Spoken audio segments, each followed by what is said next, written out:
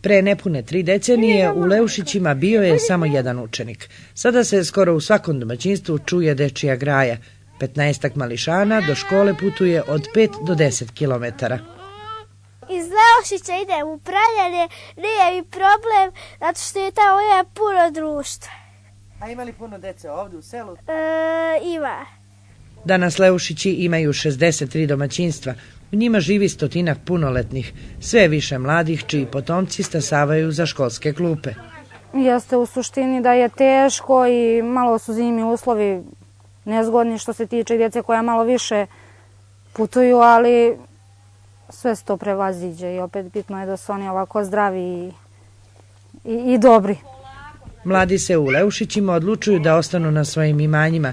Dok muškarci rade u Gornjem Milanovcu ili Čačku, žene ostaju kod kuće, brinu o domaćinstvu i rađaju decu. Ima dosta, u komšije su tu došli jedno dvojica, trojica koji su kupili po 5 hektara zemlje i to su od neplodnog napravili plodno zemljište, tako da su zasađena i borovnica, posađeno voće i tako, izvedena voda, sve je lepo. U osnovnoj školi Ivo Andrić u Pranjanima sa 1/3 opštine Gornji Milanovac dolazi 300 đaka u 9 izdvojenih odeljenja i matičnu školu u Pranjanima.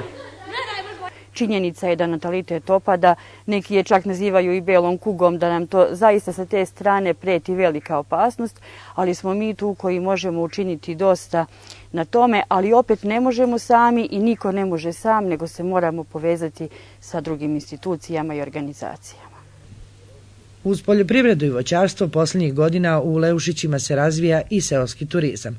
Možda će neko od gostiju domaćina pod Suvoborom odlučiti da sledi nesvakidašnji primjer ovog sela.